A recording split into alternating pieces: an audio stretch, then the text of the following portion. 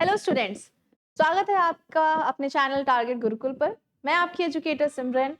आज जो हम डिस्कस करने वाले हैं, एज इफ आपने थंबनेल में देखा भी होगा और यहाँ पर स्क्रीन पर डिस्प्ले भी हुआ है, तो जो भी बच्चे हैं जिनका CUET 2026 वो भी CUET 2026 का मेन डोमेन सब्जेक्ट इकोनॉमिक्स है, जिनका भी इकोनॉमिक्स सब्जेक्ट है, चाहे वो किसी भी कोर्स में हो, लेकिन मेन डोमेन सब्जेक्ट आपका इकोनॉमिक्स है उसमें, तो आपके लिए ये वीडियो बहुत ही इंफॉर्मेटिव होने वाला है, जिसमें आज हम डिस्कस करने वाले हैं आपका CUET UG जो इकोनॉमिक्स का सब्जेक्ट है, बिजनेस इकोनॉमिक्स नाम भी इसको कहते हैं। इसका 2026 का जो सिलेबस है वो रिवाइज हुआ है, चेंज हुआ है, अपडेट हुआ है। तो क्या चेंजेस आए हैं, किस तरीके से उसमें यूनिट्स में चेंजेस हैं, कौन कौन सी चीजें आपको पढ़नी है, इसको हम अपने इस वीडियो में देखने वाले हैं। तो चलिए शुरुआत करते हैं। यहाँ पर दिख भी रहा होगा, यहाँ पर एज इफ आपने देखा कि ये क्या लिखा है, फॉर द ईयर 2026 यहाँ पर है यूजीसी, ये CUET का ही है, CUET के साइट पर अपलोडेड आपको दिख भी जाएगा, बट ठीक है, हम यहाँ आपके लिए लेकर आए हैं ताकि आपको डिटेल में समझा सकें, कि मिट जा रहा था। अच्छा ओके फाइन, कि आपको डिटेल में समझा सकें कि सिलेबस क्या चीज़ें हैं, क्या क्या सिलेबस में है, कैसे कैसे आपको चीज़ें पढ़नी है। तो यहाँ पर सिर्फ हम सिलेबस ही नहीं दिखाएंगे आपको, मैंने आपको सिर्फ सिलेबस ही नहीं दिखाना है, बल्कि थोड़ा थोड़ा एक्सप्लेन भी करते जाऊंगी कि किस तरीके से आपको पढ़ना है, कैसे हमारे साथ स्टार्ट करना है पढ़ाई, किस किस तरीके से आप अपना पेपर, एंट्रेंस पेपर आने से पहले ही आप अपना पूरा फुल, क्योंकि सबसे लेंदी सिलेबस किसी सब्जेक्ट का है तो वो इकोनॉमिक्स का है, ठीक है। इसमें 3 कोर्सेज आपके आते हैं सिर्फ इकोनॉमिक्स में, अभी बात करेंगे उसकी। तो कैसे आपको पढ़ना है, उन तीनों कोर्सेज को खत्म कैसे करना है टाइम से पहले, सारे कंसेप्ट को डिटेल में देखना है, साथ ही साथ आपको MCQ प्रैक्टिसेस भी करनी है। तो इस सिलेबस के हिसाब से ही आपको सारे काम करने हैं, तो इसलिए सिलेबस एक बार देख लेना, चेक कर लेना, उसको पढ़ लेना, समझ लेना, इंपॉर्टेंट होता है। चलो तो स्टार्ट करते हैं इसको। ओके, तो ये आपका फर्स्ट कोर्स कौन सा है? फर्स्ट कोर्स आपका है इंट्रोडक्टरी माइक्रो इकोनॉमिक्स। ओके, तो सबसे पहला, जनरली इकोनॉमिक्स में दो बेसिक सब्जेक्ट में बांटा जाता है, एक माइक्रो इकोनॉमिक्स और एक मैक्रो इकोनॉमिक्स। लेकिन जो कि आपका एंट्रेंस है ये, तो इसमें माइक्रो इकोनॉमिक्स भी पढ़ना है, तो वो फर्स्ट कोर्स में आ गया आपका। सेकेंड कोर्स में जाओगे तो मैक्रो इकोनॉमिक्स पढ़ना है, और जो थर्ड कोर्स है वो पूरी तरीके से आपके इंडियन इकोनॉमी के बेस पे है, इंडियन इकोनॉमी के बारे में भी आपको इसमें पढ़ना होगा। तो देखा जाए, अभी देखो ना, खुद ही देखना, लेंदी सिलेबस है, तो फिलहाल टाइम से पहले ही शुरू करना है। ये नहीं है कि आपका बोर्ड्स हो गया तो अब उसके बाद 1 महीना आप रेस्ट करोगे, उसके बाद आप शुरू करोगे। तो मैं सजेस्ट आपको यही करूंगी कि जैसे ही आपका बोर्ड्स, अभी बोर्ड्स चल रहा है, बोर्ड्स चलेगा, तो बोर्ड्स के बाद जब आपका बोर्ड्स हो जाए तो फिर आप उसको स्टार्ट करना, अपनी प्रिपरेशन तुरंत से स्टार्ट कर देना अपना CUET के एंट्रेंस एग्जाम के लिए। ओके चलो, तो फर्स्ट है आपका इंट्रोडक्टरी माइक्रो इकोनॉमिक्स। तो माइक्रो इकोनॉमिक्स सबसे पहला यूनिट आपका आता है, जिसमें इंट्रोडक्शन है, थ्योरी ऑफ कंज्यूमर बिहेवियर है। दैट मीन्स कि पहले चेंज किया था इसमें, पहले यूनिट 1 में सिर्फ इंट्रोडक्शन था, और ये थ्योरी ऑफ कंज्यूमर बिहेवियर जो था वो सेकेंड यूनिट में चला गया था, ठीक। लेकिन अब इसको एक ही यूनिट में कर दिया गया है। सबसे पहले माइक्रो इकोनॉमिक्स क्या होता है आपको ये समझना है, सेंट्रल प्रॉब्लम्स क्या हैं आपके इकोनॉमिक्स की, और साथ ही साथ जब आप ये 2 चीज पढ़ते हो, तो मैं जो आपको पढ़ाऊंगी थोड़ी चीजें और बताऊंगी, जिसमें हम ये समझेंगे कि सेंट्रल प्रॉब्लम क्या है, माइक्रो इकोनॉमिक्स क्या होता है, इकोनॉमिक्स पहले आया कहाँ से, क्योंकि अब सीधे माइक्रो इकोनॉमिक्स पे जाएंगे नहीं, पहले इकोनॉमिक्स को भी तो समझेंगे। तो इकोनॉमिक्स पहले क्या होता है, कहाँ से इकोनॉमिक्स वर्ड आया है, इकोनॉमिक्स का मीनिंग क्या है, नेचर क्या है, किस तरीके के इकोनॉमिक्स होते हैं, तो नॉर्मेटिव होते हैं, पॉजिटिव होते हैं, डिडक्टिव अप्रोच होता है, इंडक्टिव अप्रोच होता है। सारे जो वर्ड्स में टर्मिनोलॉजीज में बोल रही हूँ, आपको सुना रही हूँ, इसीलिए बता रही हूँ ताकि आपको याद रहे कि हमें क्या क्या पढ़ना है, ठीक। तो इन सारी चीज को डिस्कस करते हुए, इकोनॉमी में कौन कौन से टाइप के इकोनॉमिक्स हैं, कौन से मेजर सेंट्रल प्रॉब्लम्स हैं, उन सेंट्रल प्रॉब्लम्स को सॉल्व कैसे करना है, तो बहुत ही डिटेल में स्टडी पहले इकोनॉमिक्स का करेंगे, फिर उसके बाद हम आएंगे अपने माइक्रो इकोनॉमिक्स पे, ठीक। तो माइक्रो इकोनॉमिक्स में फिर माइक्रो इकोनॉमिक्स क्या होता है, क्या उसकी कहानी है, हिस्ट्री क्या है उसकी, ठीक, इसको देखेंगे। और फिर स्टार्ट करेंगे अपना consumer behaviour, that is consumer equilibrium. Consumer equilibrium में क्या क्या आता है, पहले कंज्यूमर इक्विलिब्रियम होता क्या है, ठीक, मीनिंग क्या है, कंज्यूमर इक्विलिब्रियम कैसे हो सकता है यूटिलिटी अप्रोच के थ्रू, ठीक। तो अब ये सारे सिर्फ कंसेप्ट्स हैं, सब कंसेप्ट्स हैं यहाँ पर, तो सबको डिटेल में स्टडी करना है, कोई भी एकदम से थ्योरेटिकल नहीं है यहाँ पर, थ्योरेटिकल थ्योरी ही पार्ट है सब, इसका कोई ज़्यादा न्यूमेरिकल नहीं है इसमें, लेकिन हाँ अजम्पशंस हैं, ग्राफिंग है, सबके नाम अलग हैं, सबके कंसेप्ट अलग हैं। इकोनॉमिक्स में आपको दिया गया है सारे लॉज एंड थ्योरीज, लॉ दिए गए हैं और थ्योरीज दिए गए हैं, तो लॉ थ्योरी के बारे में जब तक पता नहीं होगा तब तक आप उसका सही आंसर दे नहीं पाओगे, क्योंकि थ्योरी बनाई गई है तो आप अपने हिसाब से आंसर नहीं लिख सकते हो या अपने हिसाब से ऑप्शन टिक नहीं कर सकते कि आपको जो सही लग रहा है आपने टिक कर दिया, वही टिक करोगे जो थ्योरी और लॉ में दिया गया है वही चीज। ठीक, तो कंज्यूमर इक्विलिब्रियम क्या है, तो उसमें आता है यूटिलिटी एनालिसिस। यूटिलिटी एनालिसिस में दो अप्रोचेस आते हैं, कार्डिनल ऑर्डिनल अप्रोचेस, फिर उनमें डिटेल में हम यही समझेंगे कि one community to community case क्या होता है, कंज्यूमर बजट क्या होता है और ऑप्टिमम चॉइस क्या होता है हमारे कंज्यूमर का, किस तरीके से कंज्यूमर के बारे में पढ़ेंगे बेसिकली। ठीक, तो थोड़ा सा बता दूं, तो माइक्रो इकोनॉमिक्स में आपकी 3 लाइनिंग होती हैं, जिसमें आप सबसे पहले कंज्यूमर के बारे में पढ़ते हो, फिर प्रोड्यूसर के बारे में पढ़ते हो प्रोडक्शन के बेसिस पे, और फिर मार्केट के बारे में पढ़ते हो। ठीक, तो इन 3 चीज को आप माइक्रो इकोनॉमिक्स में कंप्लीट करते हो। माइक्रो का मतलब ही है कि हर एक इंडिविजुअल को स्टडी करना, इंडिविजुअल यूनिट को स्टडी करना, हर एक सिंगल कंपनी होगा, बिजनेस हो गया, फर्म हो गया, कॉर्पोरेट हो गया, इन अलग अलग सबको स्टडी करना, वही आपका माइक्रो इकोनॉमिक्स में। कंज्यूमर को आप अलग स्टडी करते हो, प्रोड्यूसर को अलग स्टडी करते हो और मार्केट को अलग स्टडी करते हो। तो कंज्यूमर की स्टडी यहाँ हो गई। अब कंज्यूमर ही डिमांड कैसे करता है, तो मार्केट डिमांड कैसे है, डिटर्मिनेंट्स क्या हैं आपके डिमांड के, डिमांड शेड्यूल क्या होता है, डिमांड कर्व्स क्या होते हैं, मूवमेंट क्या होता है और शिफ्ट क्या होता है डिमांड में, क्योंकि बहुत ही मेजर बहुत ही माइनर सा डिफरेंस है कि मूवमेंट कब कहेंगे हम डिमांड में हो रहा है और शिफ्ट कब कहेंगे डिमांड में कब हो रहा है। अब डिमांड के बेसिस पे प्राइसिंग स्ट्रैटेजी क्या है, प्राइस इलास्टिसिटी ऑफ डिमांड क्या है। ठीक है, क्योंकि लॉ ऑफ डिमांड में कुछ लिमिटेशंस थे, उनको पूरा करते हुए ही आपकी प्राइस इलास्टिसिटी या इलास्टिसिटी ऑफ डिमांड आया है। इसमें इसके मेजरमेंट्स भी हैं, तरीका है किस किस तरीके से आप प्राइस इलास्टिसिटी कर सकते हो, ये समझोगे। साथ ही साथ मेथड जो लिखे हैं यहाँ पर लिखे भी हैं, percentage method, total expenditure method, कौन कौन से फैक्टर्स हैं जो price elasticity of demand of goods में अफेक्ट करते हैं, तो ये सारी चीज को हमें देखना है। तो अल्टीमेटली हमें पहले यूनिट में जो जो पढ़ना है मैं साइड में लिख देती हूँ। ठीक, आपको नोट डाउन करना होगा तो कर लेना, क्योंकि अभी मैं इसको स्क्रॉल करूंगी तो ये सब मिट जाएगा। तो जो आपको फर्स्ट यूनिट में पढ़ना है, तो पहले इकोनॉमिक्स क्या है,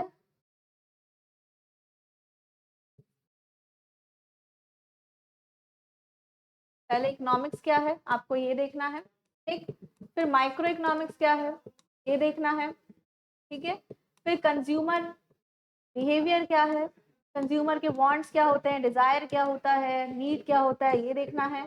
फिर कंज्यूमर के बाद यूटिलिटी एनालिसिस देखना है, यूटिलिटी एनालिसिस देखना है, एंड देन फिर आएगा आपका यूटिलिटी एनालिसिस के बाद डिमांड एनालिसिस।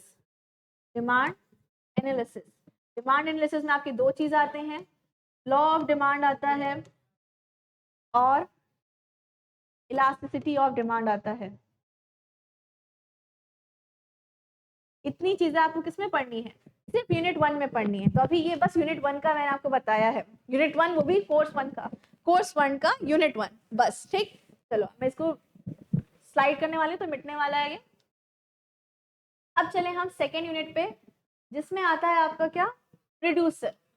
ठीक, जिसमें आपका आ गया प्रोड्यूसर को लेके कि प्रोडक्शन और कॉस्ट के बारे में। तो कंज्यूमर के बारे में देख लिया उतनी सारी चीजें, अब प्रोड्यूसर के बारे में देखना है। प्रोड्यूसर में प्रोड्यूसर का फंक्शन क्या है, short run long run production function क्या है। ठीक, इसमें लॉ है, लॉ ऑफ प्रोडक्शन है वो पढ़ना है, जैसे लॉ ऑफ डिमांड था वैसे ही लॉ ऑफ प्रोडक्शन है। फिर shape of TP MP AP क्या है, that is total production, marginal production और एवरेज प्रोडक्शन। कॉस्ट रेवेन्यू क्या है, कंसेप्ट क्या है कॉस्ट का, शॉर्ट रन कॉस्ट कर्व क्या है, फिक्स जिसमें वेरिएबल रहते हैं, ये सारे वर्ड्स हैं, ये सारे कॉस्ट होते हैं शॉर्ट रन में। रेवेन्यू का कंसेप्ट क्या है, टोटल रेवेन्यू क्या है, मार्जिनल रेवेन्यू क्या है, क्या रिलेशनशिप है इसका। ठीक, फिर प्रोड्यूसर के इक्विलिब्रियम को भी देखना है। ठीक, तो इतनी चीजें आपको सेकेंड यूनिट में पढ़नी है, जिसमें क्या क्या हो गया, प्रोडक्शन क्या होता है। ठीक है, प्रोडक्शन के बाद आपका कॉस्ट क्या है, cost analysis, production analysis, revenue का एनालिसिस, इन सब का आपस में रिलेशन क्या है, क्योंकि इसमें बहुत सारे अंदर अंदर छोटी छोटी चीजें हैं। टोटल कॉस्ट में total cost, average cost, marginal cost, revenue में भी total revenue, marginal revenue, average revenue, production में भी total production, marginal production, average production, ठीक। तो इन सब चीजों को, तीनों चीज को देखना है और अल्टीमेटली प्रोड्यूसर का इक्विलिब्रियम भी देखना है, ठीक। कंज्यूमर के इक्विलिब्रियम को भी देखना था वहां ऊपर, यहाँ प्रोड्यूसर के इक्विलिब्रियम को भी देखना है। तो इस तरीके से आपका सेकेंड यूनिट कंप्लीट होता है।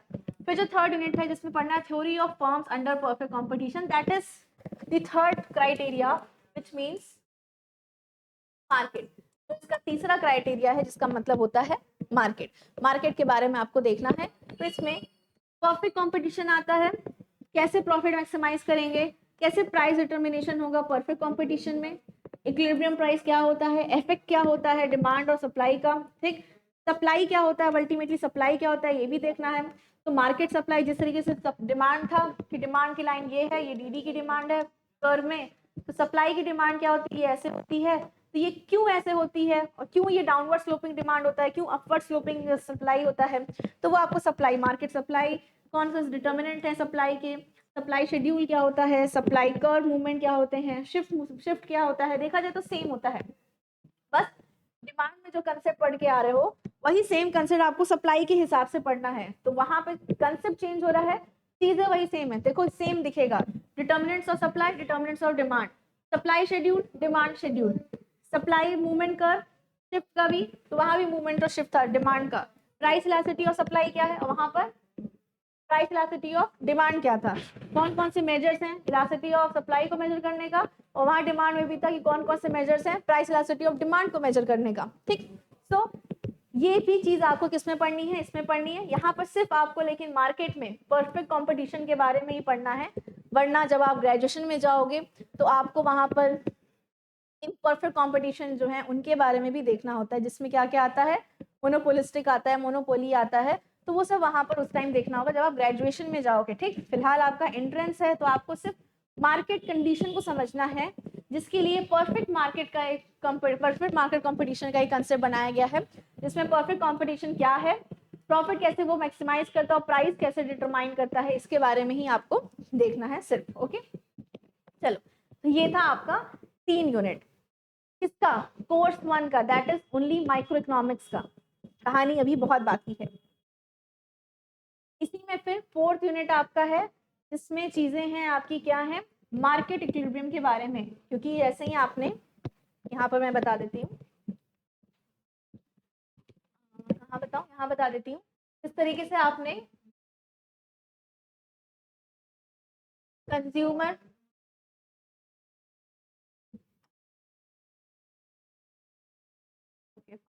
चल रहा है, जिस तरीके से आपने कंज्यूमर के बारे में पढ़ा और उसका इक्विलिब्रियम देखा, कंज्यूमर इक्विलिब्रियम, ठीक। जिस तरीके से आपने प्रोड्यूसर के बारे में पढ़ा सारी चीजें और प्रोड्यूसर का भी इक्विलिब्रियम देखा, ठीक। उसी हिसाब से मार्केट के बारे में आपने यहाँ पढ़ा, ये मार्केट के बारे में पढ़ा आपने।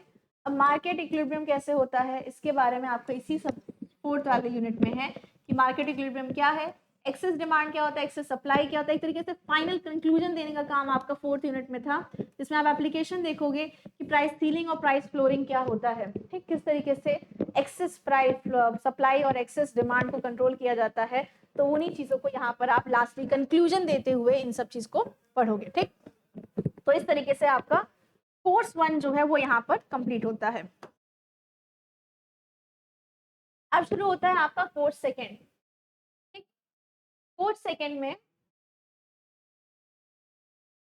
कोर्स 2 स्टार्ट करने से पहले ये आपको बता देती हूँ, ये सारी चीजें जो भी सिलेबस डिस्कशन हम कर रहे हैं उसके लिए आपका बैच जो है वो लॉन्च हो चुका है, जिसका सीयूटी के लिए ही है, सीयूटी के लिए क्लास लॉन्च हुआ है। कोर्सेज आपके BA BSc, BSc maths, BBA, BCom, BBA, LLB, B pharma, BTech, तो इन सब कोर्सेज में से जिसका भी डोमेन आपके इकोनॉमिक्स का होगा वो लोग इसको ज्वाइन कर सकते हो।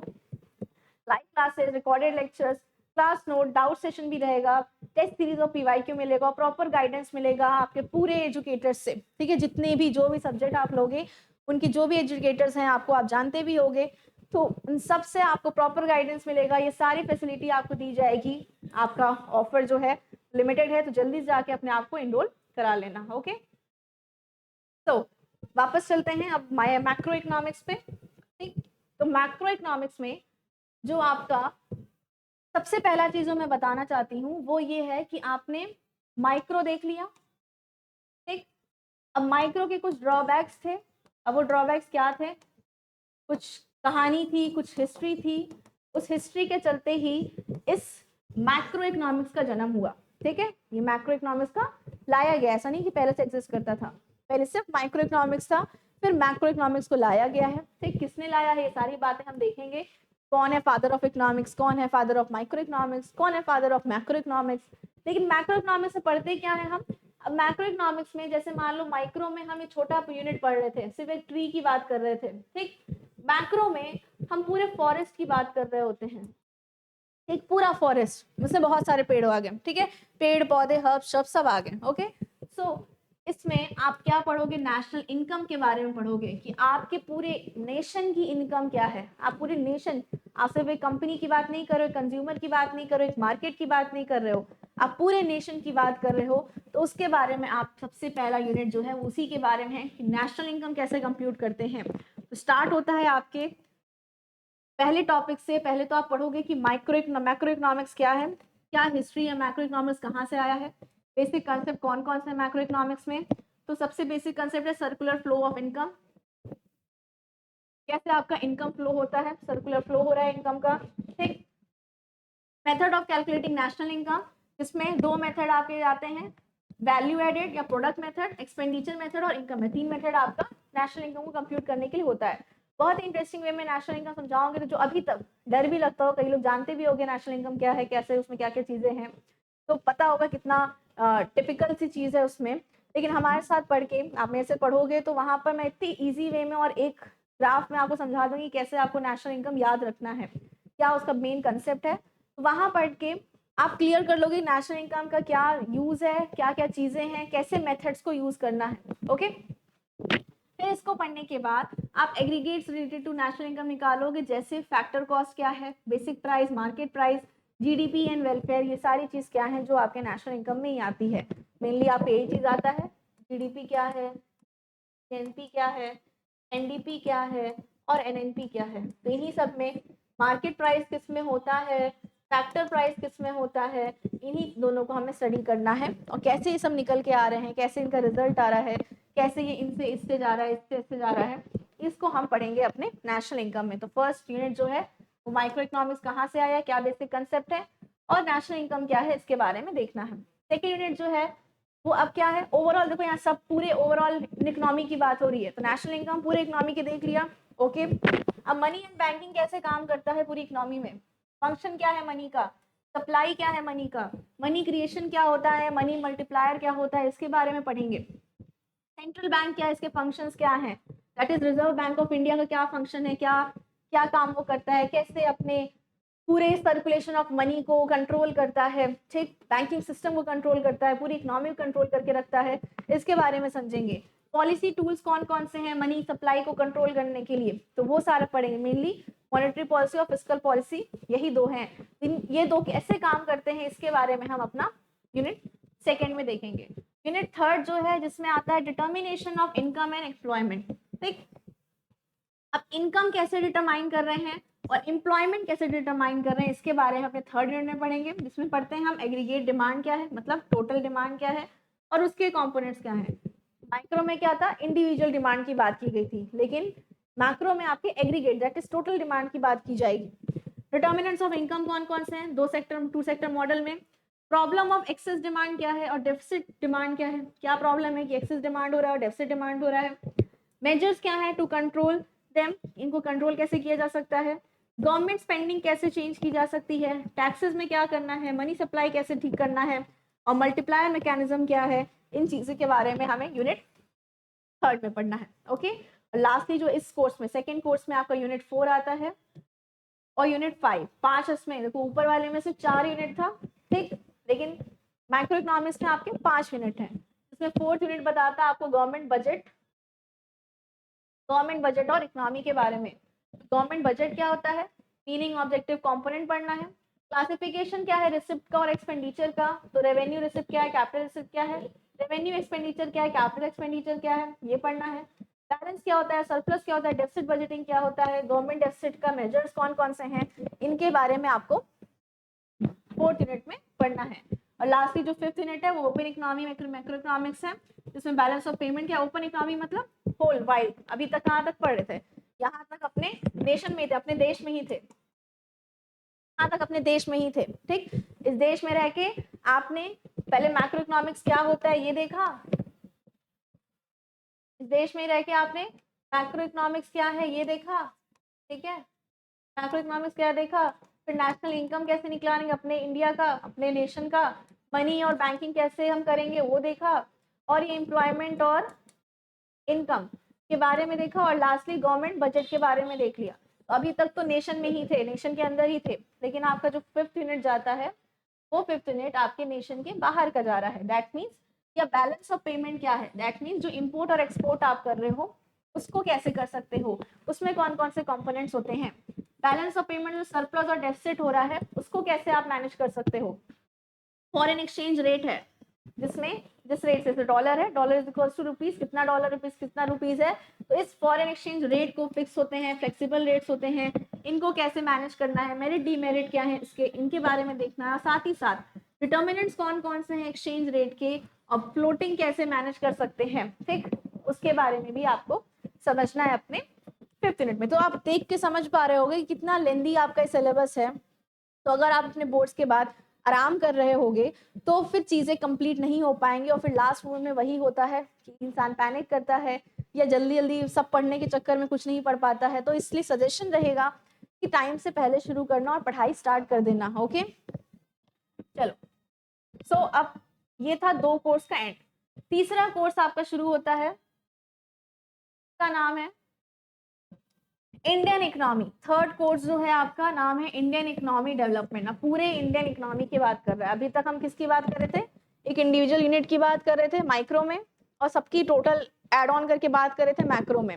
अब पर्टिकुलरली हम सिर्फ अपनी इकोनॉमी की बात करेंगे, you know that is Indian economy development की बात करेंगे, जिसमें सरकार ने कौन कौन सी पॉलिसीज बनाई हैं, एक्सपेरिमेंट की हैं, पूरा 1947 से लेके 1990 तक। इसमें क्या आता है, 5 ईयर प्लान आता है, कि जो 5 ईयर प्लान सरकार बनाया करती थी, उसके बाद अब जो नीति आयोग बन रहा है तो उसका ही कहानी आपको समझना है इस पूरे पार्ट में। तो कौन कौन से इकोनॉमिक रिफॉर्म्स आए हैं, चैलेंजेस आए हैं, चेंजेस हुए हैं, इन्हीं के बारे में आपको पढ़ना। तो अपने इतिहास, अपने इकोनॉमी के इतिहास के बारे में समझना है आपको। तो ये इंडिपेंडेंस के टाइम आपकी इकोनॉमी कैसी थी इसको समझोगे। इंडियन इकोनॉमिक सिस्टम में कॉमन गोल जो 5 ईयर प्लान बनाया जाता था वो किस हिसाब से बनता था, क्या क्या उसमें चीजें थी, तो मेन फीचर्स उसके पढ़ना है, प्रॉब्लम क्या थी, पॉलिसीज क्या थी एग्रीकल्चर के टाइम में, न्यू एग्रीकल्चर स्ट्रेटेजी क्या है, इंडस्ट्री में क्या चेंजेस किए गए, और फॉरेन ट्रेड में क्या चेंजेस किए गए, क्या क्या चीजें उस टाइम थी, उस टाइम। अभी इंडिपेंडेंस की बात हो रही है, इंडिपेंडेंस के टाइम की, उसके पहले की बात हो रही है। फिर इकोनॉमिक रिफॉर्म्स कौन कौन से आए 1991 में, माइक्रो इकोनॉमिक्स के बारे में, इकोनॉमिक रिफॉर्म्स के बारे में देखना, जिसमें आपका आया 1991 में आया था आपका एलपीजी, लिबरेशन, ग्लोबलाइजेशन और प्राइवेटिज्म। ठीक, एलपीजी पॉलिसी के बारे में देखना है। तो इकोनॉमिक रिफॉर्म आपके देश में आया था 1991 में। फिर यूनिट थर्ड जो है, यूनिट फर्स्ट और सेकंड हो गया। थर्ड में क्या था, कौन कौन से चैलेंजेस हैं, करेंट चैलेंजेस जो इंडियन इकोनॉमी फेस कर रही है। तो करेंट चैलेंजेस किस किस चीज में, ह्यूमन रिसोर्स फॉर्मेशन में, कि कितने पीपल को रखना है, रोल क्या है ह्यूमन का, ह्यूमन कैपिटल का इकोनॉमिक डेवलपमेंट में, ग्रोथ कैसे करना है अपने एजुकेशन सेक्टर में, इसको पढ़ना है। रूरल डेवलपमेंट कैसे होगा, की इश्यूज क्या हैं, क्रेडिट में marketing, role of cooperatives, agriculture market system, agriculture diversification, alternative farming and organic farming, इन सब के बारे में, मतलब that is human resource formation के बारे में पढ़ना है, ह्यूमन रिसोर्स से लेकर रूरल डेवलपमेंट को लेकर पढ़ना है।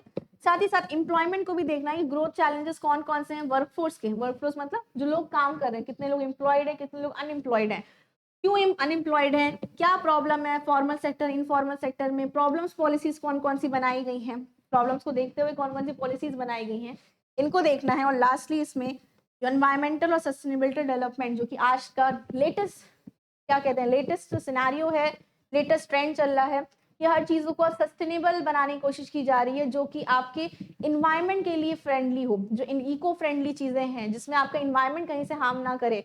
तो उन सारी चीज़ को इनिशिएटिव के लिए आपके इंडियन गवर्नमेंट ने क्या क्या चीज़ें की हैं, सस्टेनेबिलिटी के लिए कौन कौन स्ट्रैटेजीज बनाई जाती हैं, इसको हमें अपने यूनिट थर्ड में पढ़ना है। और फिर आता है आपका यूनिट 4 जो कि आपका लास्ट यूनिट है आपके इस पूरे थर्ड कोर्स का, जिसमें था development experience of India, a comparison with, किससे कंपेयर करना है, नेबर्स, मतलब आपके जो आस पड़ोस वाले कंट्रीज हैं, आस पड़ोस वाले नेबर्स हैं, उनसे आपको कंपेयर करना है अपने इश्यूज को, जो इकोनॉमिक ग्रोथ को लेकर है, पॉपुलेशन को लेकर है, सेक्टरल डेवलपमेंट को लेकर है और अदर ह्यूमन डेवलपमेंट इंडिकेटर्स को लेकर, और साथ ही साथ डेवलपमेंट स्ट्रैटेजीज क्या क्या हो सकती हैं अपने इंडिया को एक बेहतर इंडिया बनाने का, विकसित भारत बनाने का। उसके लिए बहुत सारे इनिशिएटिव ऑलरेडी लिए जा रहे हैं, जिनके बारे में अब लेटेस्ट एमसीक्यू बन सकता है आपके एग्जाम में। तो देखा जाए तो आपका जो इकोनॉमिक्स है, इसको आपको